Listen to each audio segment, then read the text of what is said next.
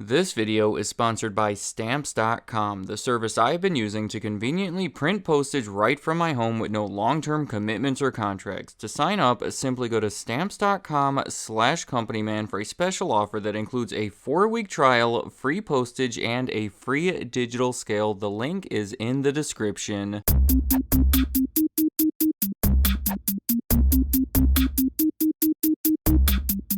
Blizzard is a major developer and publisher of video games. I think that's a name we all know because over the past 3 decades, they have been responsible for some of the world's most popular, revolutionary, and addictive franchises. I am talking about Warcraft, Diablo, StarCraft, Hearthstone, which is part of the Warcraft universe, and Overwatch, all of which are filled with great titles that have provided countless hours of entertainment to millions of people around the world. I would go as far as to say that Blizzard used to be one of the most beloved names in the industry, but for many years now, their reputation has been falling to a point where, sadly, I think you'll agree that they have become one of the most hated names in the industry. There have been so many potential reasons to dislike Blizzard that even their biggest supporters, the ones who love their games the most and want to see them succeed, have been feeling let down, which I think makes this a perfect subject for my series where I try to explain the hatred behind some of the most widely hated companies. So for this video, I put together a list of reasons that I believe best explain the negative perception that has been surrounding Blizzard. The company was started in the early 1990s when 3 friends who had recently graduated from UCLA formed a new company called Silicon and Synapse. I guess named after the building blocks of a computer and the human brain, but you have to be really smart to understand that. So they briefly changed it to Chaos Studios to reflect their chaotic development process, but since that name was already taken and they would have to pay for it, they changed it again to Blizzard. Originally, they ported existing games to other platforms, but transitioned into developing their own games like The Lost Vikings and Rock and Roll Racing. I want to make it clear that the only time that Blizzard has ever been independently owned is during those first 3 years, before they started any of their iconic franchises, meaning for 30 plus years now, Blizzard has shifted around under the control of various large companies. In 1994, they were acquired by Davidson and Associates, the makers of the educational children's computer game Math Blaster, for $6.75 million.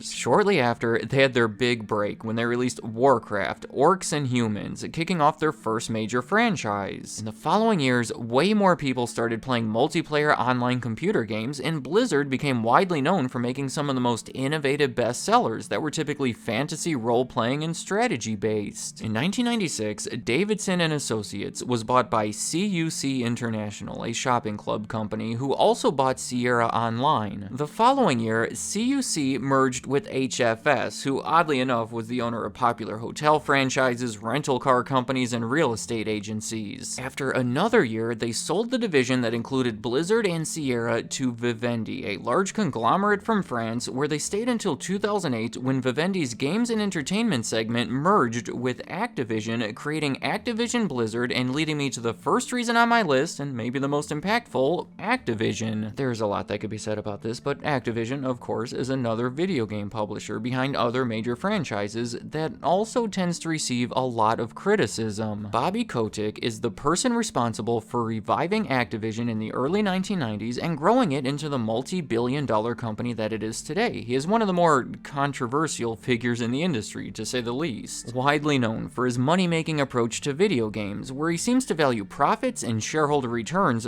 far more than providing the player with a fun experience. That is the perception anyway. I've made a whole video about why Activision is hated if you want more details, but when they combined with Blizzard in 2008, fans were rightfully skeptical about how things would be affected. And looking back on the situation, I think it's safe to say that things have changed. Following the merger, Bobby Kotick was named the CEO of the overall company, and over time has become increasingly involved in the Blizzard side of the business. Many of the key figures from Blizzard have since stepped down from their positions, including 2 of the co-founders in 2018 and 2019 that were serving as president and chief development officer. Over this time, Blizzard has made some controversial decisions that you have to suspect were influenced by Bobby Kotick and the Activision executives. Quick examples would be in 2010, they received backlash when they announced that everyone would have to start using their real names in the forums. In 2014, there was more backlash when they introduced an option to buy a character boost in World of Warcraft, along with other in-game purchase options throughout their titles. Everything on my list takes place place after the merger, so not to put all the blame on Activision, but they have had a major influence over Blizzard, to a point where most of the fans will tell you that it almost feels like an entirely different company when compared to before. However, I do want to say that things have been changing yet again. In October of 2023, Microsoft completed their $69 billion acquisition of Activision Blizzard. A lot happening there, but it means that Blizzard is now under the control of an even larger company, still attached to Activision, but Bobby Kotick is no longer in charge of it. So we'll have to wait and see what all of that means for Blizzard, but it could mean some changes. Next up on my list, I'm going to have to say the Diablo Immortal incident. Oh my goodness. The Blizzard fans that are watching, I'm sure you already know about this all too well, so I'll go fast, but it has to be mentioned. It was so bad for their reputation and visibly aggravated many of their biggest supporters. Diablo is one of their most popular series, going back to 1997. When Diablo 3 was released in 2012, it set a record for PC games by selling 3.5 million copies within 24 hours. So by 2018, people were anxiously anticipating the announcement for Diablo 4. At BlizzCon, their big convention that they hold every year, that's the big announcement everyone was expecting. Instead, they announced Diablo Immortal, a mobile game that would not be playable on PC, and that crowd was so disappointed. We don't have any plans at the moment to do PC.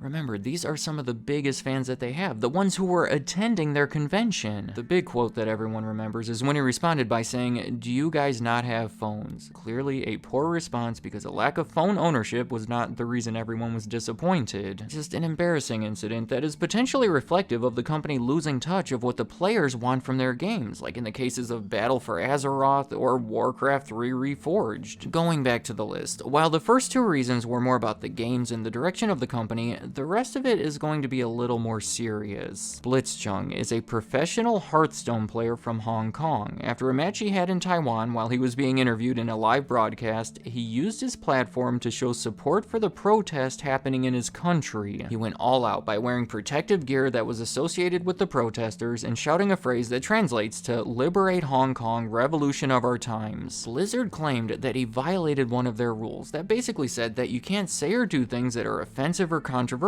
so they penalized him for it. They suspended him for a year and made him forfeit his prize money. Many people saw this as being unfair, saying that Blizzard was censoring free speech and only using that rule as an excuse to cover up the fact that they were protecting their business interests in China, considering 12% of the revenue was coming from the Asia-Pacific region. Things got crazy. This has to be the biggest backlash that they had ever experienced. They lost sponsors, US senators spoke out against it, there was a popular hashtag going around, boycott Blizzard. There was a huge protest at the following BlizzCon. Mark Kern, who had led the team who created World of Warcraft, canceled his subscription to the game and spoke out passionately against the ban, having lived in Hong Kong when he was younger. Ultimately, Blizzard gave Blitzchung his prize money back and reduced the ban to 6 months, but my goodness, this was a bit of a turning point where a lot of people strongly started hating Blizzard. Next up, layoffs have been pointed to as yet another reason to dislike Blizzard. Obviously, sometimes layoffs are necessary, but for Blizzard, it's been more of the conditions surrounding the layoffs and the frequency of them that has been criticized. In 2012, they had their first ever major set of layoffs. It was 600 people following their first ever major decline in subscriptions to World of Warcraft. In 2019, they laid off 800 employees while recording record profits and increasing dividends. 2 years later, it was reported that Bobby Kotick was receiving a $200 million bonus that seems to have actually been about a quarter of that in the form of company stock. And then in 2024, Microsoft laid off 1,900 employees within their entire video game division, which included Blizzard. Keep in mind, it is a complex issue that you may want to explore deeper, but when people keep seeing headlines about more layoffs but high profits and executive bonuses, it leads to negative opinions about Blizzard. And on top of that, the employees have had other issues with the company involving deadlines and salaries and toxic workplace environments. That leads me to the final reason on my list that I'm just going to call call inappropriate behavior. Seriously, Activision Blizzard has been accused of just about any type of wrongdoing in the workplace that I could even imagine. Racial discrimination, bullying, sexual harassment, pregnancy discrimination, the list continues. The California Department of Fair Employment and Housing concluded that female employees were subjected to a frat boy workplace culture that included drinking and harassment, and that promotions were unfairly denied to women, and that they weren't paid as much as the men. At 2013 BlitzCon, there's an allegation that says a male employee nicknamed his hotel room the Cosby Suites. The SEC charged that the company didn't collect and assess the reports of misconduct properly. There is a lawsuit from parents of a former female employee that is no longer with us anymore. In 2021, the Wall Street Journal published an article alleging that Bobby Kotick knew about a lot of the stuff that was happening. There have been multiple times where the employees staged walkouts in protest. Again, I could be here for the next hour outlining all of the allegations against Activision Blizzard since 2021, so I encourage you to look into it on your own to get the full story. There have been actions taken to improve the situation, but it's hard to recover from something like that. What I'm trying to convey here is that it very much appeared to be a toxic, if not dangerous, place to work, especially for women, and obviously that has negatively impacted the public's perception of them. Let me know in the comments, how do you feel about Blizzard? I'm going to guess that the most common response will be that you used to really like them, but so much has happened and you want to hold on, but you're just getting tired and disappointed. Tell me if that's the case, or if you still like them, or if you have high hopes for improvement in the future. Do you think Blizzard can restore their reputation and return to being one of the most beloved names in the industry, and what would they have to do to make that happen? And any other thoughts you have about Blizzard Entertainment or anything else I discussed in this video, leave them in the comments. I'd like to hear what you have to say. Stamps.com is today's sponsor, and it is perfect timing because postage rates just increased yet again. And Stamps.com has the best discounts in the industry, the kind of rates that you cannot find anywhere else, like up to 89% off USPS and UPS. It is convenient too because all you need is a computer and a printer. I've been doing it from my home for quite some time now, and I have to say, no plans on going back to the post office. For 25 years, Stamps.com has been indispensable for over 1 million businesses, allowing them to print postage from anywhere they do business, so they can mail out checks, invoices, legal documents, books, or anything else. Yeah, running a business can require a lot of mailing, and Stamps.com is there to make it easier. To get started, all you have to do is go to Stamps.com/companyman to receive a 4-week trial, free postage, and a free digital scale. Be sure to click the link that is in the description.